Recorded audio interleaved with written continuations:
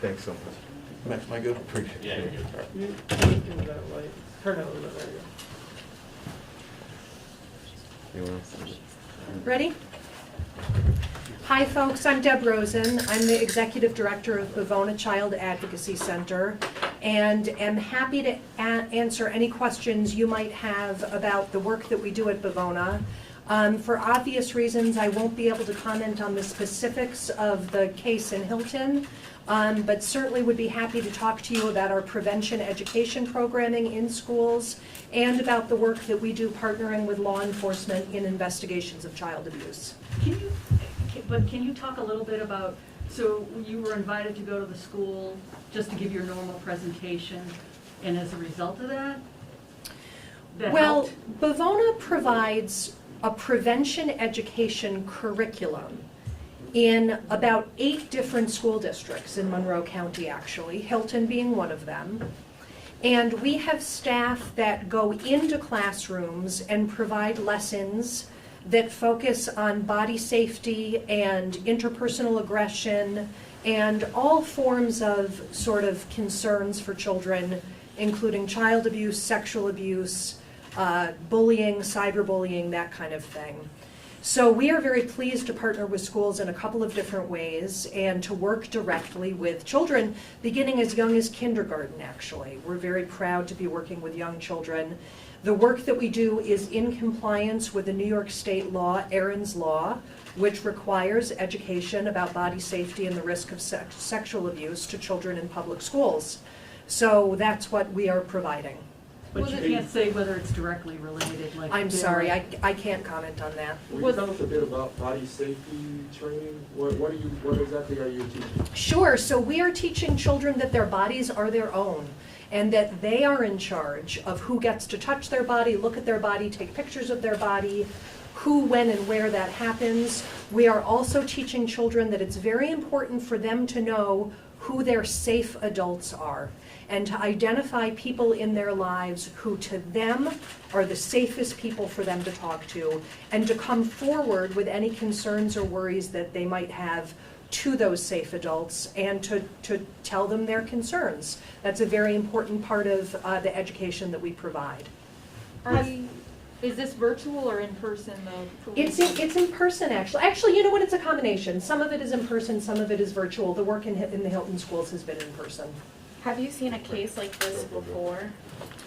I do not think that this community has seen a case like this before, at least not for as long as I have been a part of the Monroe County community.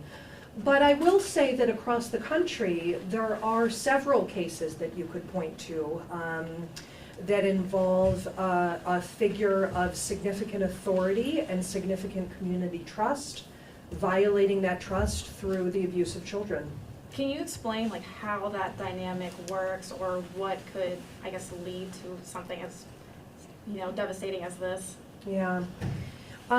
This really gets back to a point that Sarah Van Stridonk made in her earlier comments today. Overwhelmingly, it is the case that children are abused by people who they know and they trust.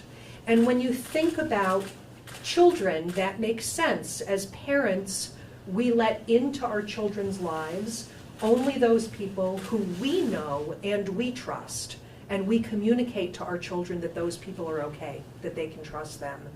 And unfortunately, there is a minority of people, but unfortunately an active minority of people, who take advantage of exactly that trust and exactly that familiar relationship, and they prey on children and abuse and victimize children. And it is precisely because of the trust that is placed in them, not only by the child, but by the child's family, and in many cases by the child's community, that leads to an event such as the one that we're discussing today. Parents with students in Hilton or not, should they be talking to their kids immediately tonight? Are they, if they're thinking, how do I start? I think that parents all over this county should be talking to their children, not to instill panic and not to suggest that something awful has happened, but to ask them questions about their degree of comfort with the people in their lives. I want to point out, though, that it's not just about the conversation that happens between a parent and their child. Parents also need to be asking themselves and talking to other adults in their family system, who are the adults that have access to my children? And how do we feel about those adults? And are there any patterns of the contact with our children that we ought to be concerned about? I will point out to you that in these big systemic cases of abuse, talking about diocese-based abuse, talking about university-based abuse, you see patterns in which offenders sought individual, extensive, one-on-one contact with victims outside of the bounds of typical everyday behavior within the context of that institution, went above and beyond to seek individual contact with children. As a parent, you want to be curious about that, if that's happening with your child. If you've got a coach or a teacher or a faith leader or a counselor that is demonstrating an interest in your child that is above and beyond what is required and sort of typical within the context of that relationship, I encourage you as a parent to be really curious about that. And why would you say, these allegations or these situations may take a while to come to light? Well, there are a lot of things that get in the way of a child disclosing abuse. And what we know very tragically is that it's really only a small minority of young people or adults that disclose sexual abuse. There are various studies about it, but suffice to say, it appears that fewer people disclose than do not disclose. And the reasons for that are many, but one of the very important reasons gets back to this issue of relationship that we talked about before. When children are disclosing abuse, they are typically disclosing abuse that's perpetrated by someone who they know very well and they really like and they really trust. And so they are essentially needing to tell on a person that's an integral part of their life. And that is a very, very difficult thing for a young person to do. Livonia credited here with playing such a big role in perhaps getting victims to come forward and talk about this. Is this show that the need of these programs you offer, why it's so important to go into these schools and have these conversations, because it could lead to a sparking conversation that ultimately leads us to something like this? The importance of prevention education cannot be overstated. At this time in this country, more states than not require prevention education around child sexual abuse, similar to the New York State Aaron's Law. We understand that prevention education works. It does inform children about the patterns and dynamics that they need to be concerned about. It instructs them as to how to get help when they need it. And it instructs the adults around them, when it's conducted well, it instructs the adults around them about how they can be a part of keeping their child safe. So I am a big believer in prevention education. It's why we've spent a lot of time and energy to put those programs forward over the course of the last couple years at Bavona. And I believe that ours is a safer community as a result. How many hours do you guys teach in school, or that the Aaron's Law requires schools to do per? Aaron's Law doesn't actually have like a minimum threshold of time required. The curriculum that we use, which is a heavily evidence-informed curriculum, and I'd be happy to provide anyone with further information about it, is actually only about 2 hours per year of instruction.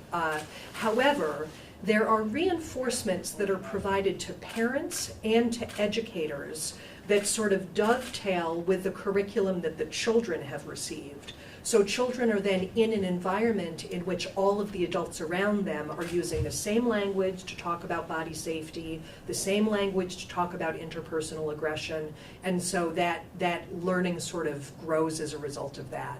But in terms of time, it's not a hugely time-intensive curriculum. And we really would love to see all school districts in Monroe County adopt it. And it's K through 12. It's, at this time, it's being offered K through 8. There is another curriculum offered for high schoolers that we're looking into bringing to Monroe County. And If any Hilton parent who has a kid in Northwood, I mean, like you heard me ask earlier, you know, I'm sure that the kids talk, they've heard it somewhere, either on the radio or whatever. What would you have a parent say to their child? Like, or if the child goes to the parent and said, oh my goodness, my principal got arrested. Yeah. Yeah, I think that parents need to be able to acknowledge to their child that something very worrisome is happening. And so I would encourage parents to use language like, I hear that something upsetting is happening at school, or I know that something upsetting is happening at school. How do you feel about that? A parent might ask their child an open-ended question like, what do you know about that? Which might be a good way of eliciting some information about if a child has actually had unsafe contact. A follow-up question to that would be, can you tell me more about that?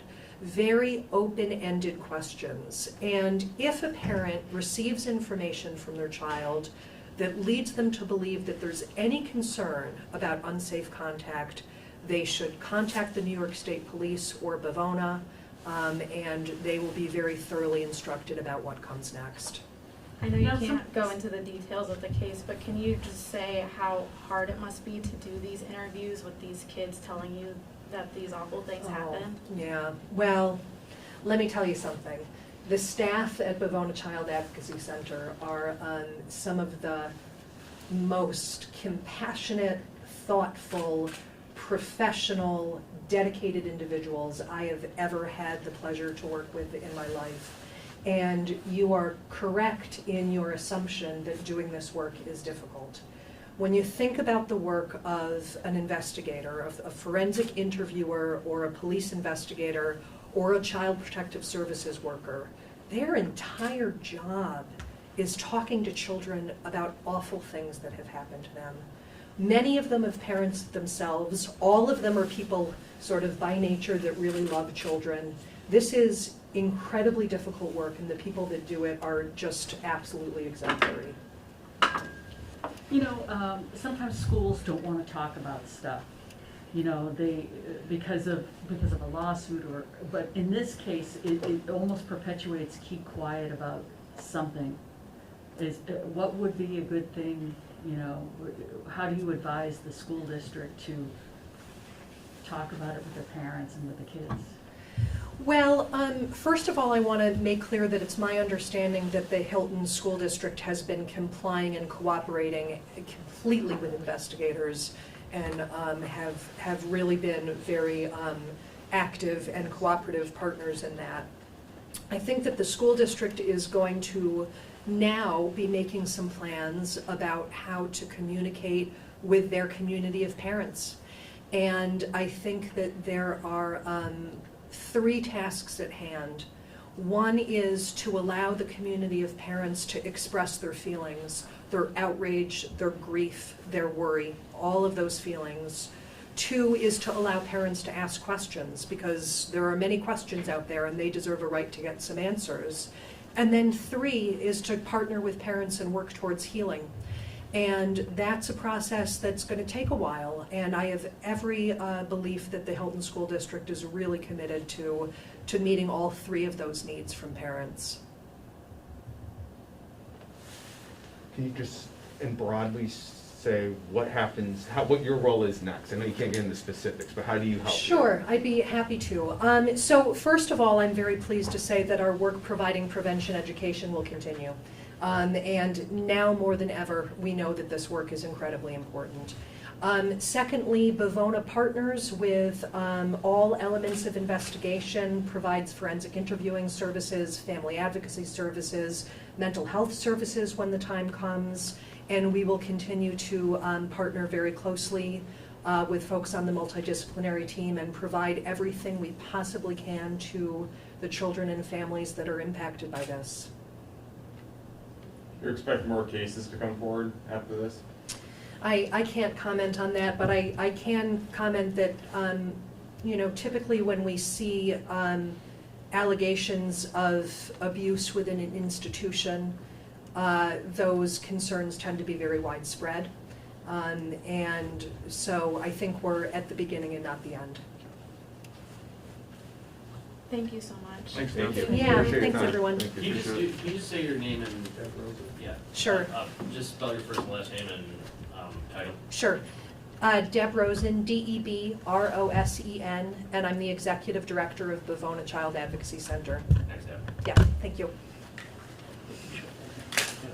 I was over here. Oh, yeah. Thanks for all you do. Yeah, thank you. Thank you for that valuable context. Yeah, for sure. Yeah, call Thank you anytime so if you want. much. Thank you, nice to meet you. Yeah, you're so welcome, you too. Hi. Oh, nice to meet you. I don't think we've ever met in person. let's go. Hey, nice to see you. Yeah, you too, you too. Take your eye on the. So we supposed to fly tomorrow, you guys?